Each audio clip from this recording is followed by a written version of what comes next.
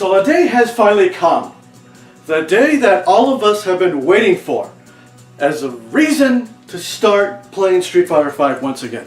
The story update. Huge. I mean, the biggest update possibly ever for a fighting game. Like in video game history. In terms of like patch and DLC released all at the same time. And right now the update, I looked at it, it was 8.3 gigabytes just for the patch and the update to give us the new characters. If we're season pass holders, which I am, you would give us Ibuki and Balrog. And then the selling point, story mode, the general story mode or cinematic story mode, all names, blah, blah, blah, I don't know what you call them. And that alone is 8.1 gigabytes extra, coming to a total of 16.4 gigabytes worth of an update. You know, like a June or July slash. It was supposed to come out in June, but then it came out yesterday. This was the day we were supposed to like really like anticipate for. I mean, did it underperform? Do you guys think it underperformed? I think it did. I think it really did. But I have, written down on my list in preparation for this video, over 12 things that were wrong with this, and only 3 things that were good with it. So let's start with the negatives. One is, of course, the 16.4 gigabytes worth of downloading. Another thing is having to find the general story online. It didn't come automatically with the patch, like I said in my last video. You had to find it either on PSN or on Steam.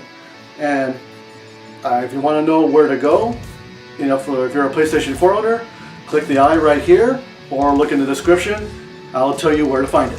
This update also marked the end of the trial period for the DLC characters that came out for free even to non-season pass holders, such as Guile and Alex. If you are not a season pass holder, you now have to either earn them or buy them. But there's even now more on your plate, because Ibuki and Balrog also got released with this update. So now you have 4 new characters to try and either unlock or buy now. And now for the characters' battle outfits. The battle outfits are the premium costumes, and they're the ones that you don't earn with fight money. Even if you have a season pass, you still have to buy them. And of course, the number one thing that everyone has been wanting, arcade mode, is still absent. And that is probably substituted with the cinematic story mode or general story mode. You still have 1 rounds per fight in there. It just feels, like a proper story mode that is separate from an arcade mode, but there's no difficulty, selection setting. You have to beat story mode first, and then you can play it on a harder difficulty setting if you think it's too easy for you, which it is. It feels like regular character story mode that we've had all this time, which, by the way, for all those of you who are interested in playing the general story mode, play the character story modes first, the ones that came at launch, because those tell what happens to everybody, what they're doing before the general story mode starts. It's the prologue.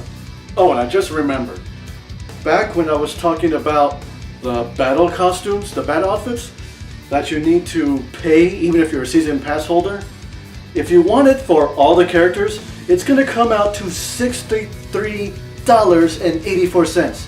$63.84. That's like the price of a new game if you just want the costumes. Sure, you can buy them each for $3.99. There's no tax in the US as right now, as last time I checked.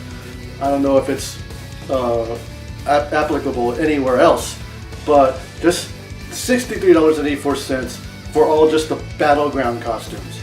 And the only thing that is beneficial for being a season pass holder is the DLC character costumes, battle outfits, you keep and are free. But the 16 original, you gotta pay $63. $4 for each battle outfit? If you feel like we must pay for the premium costumes or the battle outfits, at least charge $199 like you're doing for the story mode costumes. Because in total, for all 16 of the non-DLC characters, that only comes to $31. But you know what? Here's my advice to anybody who's really interested in the costumes. I know a lot of them are really appealing, but wait until like there's a sale. Because you look right now at Street Fighter 4, how there's a lot of sale items going on for that game. I'm not saying wait till the next system or the next Street Fighter game, but years from now, those are going to be reduced in price. And $4, I mean, if you guys are making minimum wage, any of the minimum wage workers out there, you would have to work half an hour. It's ridiculous. It really feels like they're buying another fucking game. My God, it's ridiculous how they're not even allowing you the option to purchase them with fight money like they are with everything else. Now let's get on to the general story. Right now I played a little bit up into Act 2 to kind of get a feel of it, understand what's going on. I pay attention to what everyone else is saying about it, and from what I'm hearing, there's a reduced frame rate, frames per second. Some are saying it's like 30. It doesn't quite look like it's 60. I mean, you can probably see little clips right here. You better not be good.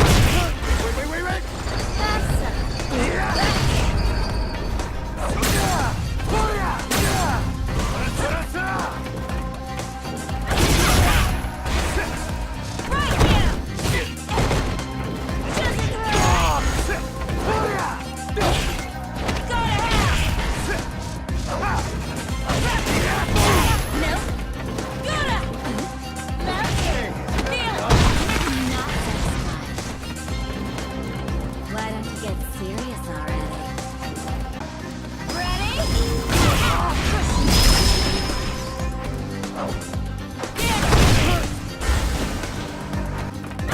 Why don't you fight for real?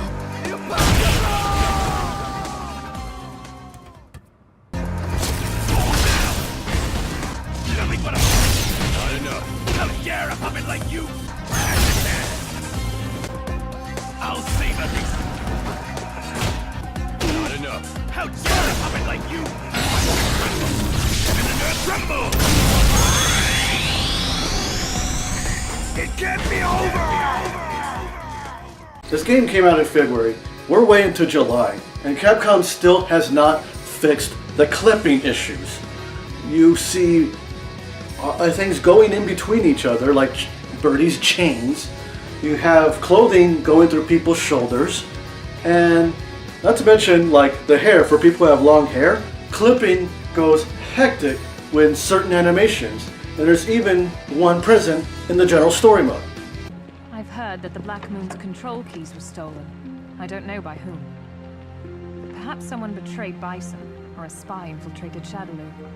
For those on Steam PC, I have a few friends that are Steam players, and I hear that they're having trouble installing the general story mode. They got the automatic update, downloaded. Then they go to find the story mode, which is a separate DLC like I mentioned earlier.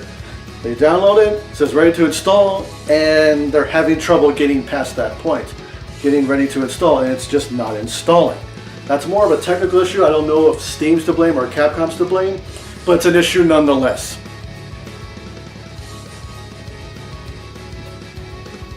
For anybody watching this who has this game on Steam and is experiencing issues, let others know in the comments of your perspective as a Steam player of any issues that you're having with this. Now, of course, they also released new stages, and they're about $2 each, and there's not a whole lot, so I don't know, I'm not too crazy about the stages. A lot of them are just night versions or daytime versions of stages that already exist. I'm not too worried about those. But they also released a summer stage called Karen's Family Beach Estate. And I have to admit, it does look nice. Looks like a lot of work was put into it. Selling it for $4. I don't know. At this point in time, that may or may not, I don't know. I haven't decided if I'm going to get it or not. I do have money in my PSN, wallet. But I'm holding on to that until I decide what's the best way to use it. But right now, that beach, we are in the middle of summer, It would be fitting, but I don't know. And again, I'm a season pass holder, still have to pay for it. I've heard unconfirmed complaints, I'm not 100% sure about it, I've only heard it from people, but no verification from Capcom or anyone else who has a solid answer, that people spent fight money on Alex and Guile back when they were temporarily free, and if they're not a season pass holder, they go to the store and you have to either buy or earn them with fight money.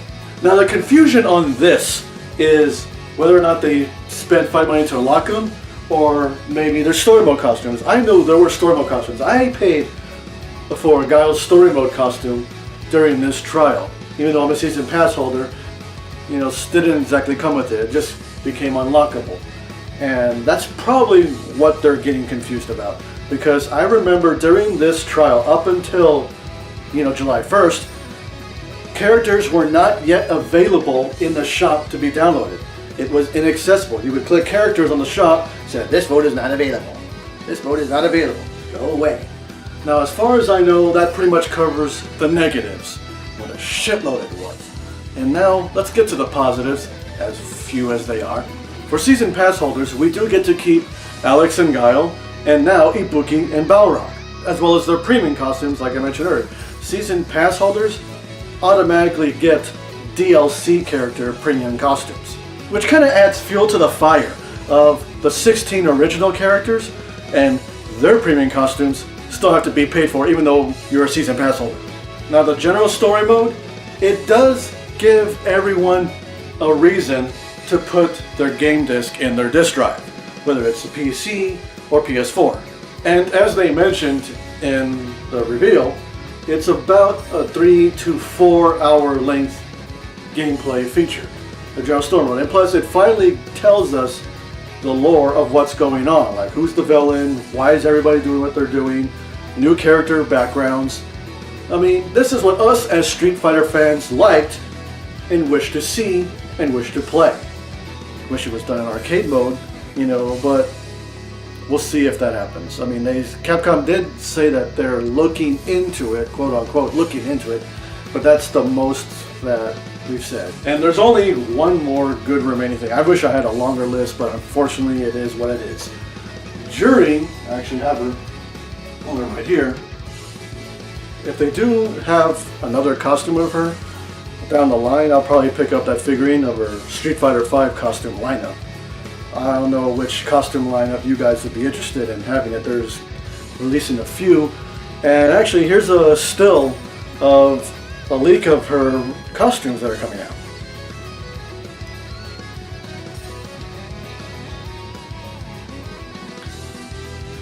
And yeah, as you saw, she is wearing one with her hair down. For those of us who have always wondered what her hair looks like down, we can now see officially instead of just from fan art. So that's kind of a nice thing to look forward to. I don't know when the next update is going to come out. If they're going to continue this month-to-month basis, then I'm guessing the next updates will be for Juri and Urien, the remaining of the Season 1 DLC characters to come out. I'm looking forward to what's going to happen. Actually, let me just put her back right here. I got to get the Ibuki one too, the statue. And there is going to be more updates coming out, like I said earlier, about every month-to-month basis. I don't know if they're going to be as big as this. Probably not. This is the largest one. With this update, it's underwhelming. I wanted more to come out. I mean, don't get me wrong, the story mode's like, okay, it's different, it's nice, but I felt like we should get more to make it feel like a genuine Street Fighter game. This doesn't feel like a genuine Street Fighter game. All this cost of the content we have to pay for in the shop is ridiculous. The underwhelming lack of content that this game has been getting slowly just does not give me an initiative, a desire to play Street Fighter V right now, or at all. And it pains me to say that as a longtime Street Fighter fan. I've been playing this series since Street Fighter 2 was the newest one in the series. I don't want to say this feels like the end, but it feels like the end. Unless Capcom learns from this mistake and makes the next Street Fighter game much better at launch. You don't have to worry about a Capcom Cup or Evo trying to rush it out to meet a certain deadline. No, finish their shit, otherwise you'll continue to relive the current backlash you're living through at this point in time, again in the future. Now, after having said all of that, this is Dan, and I have checked to this supposed story update that we've gotten.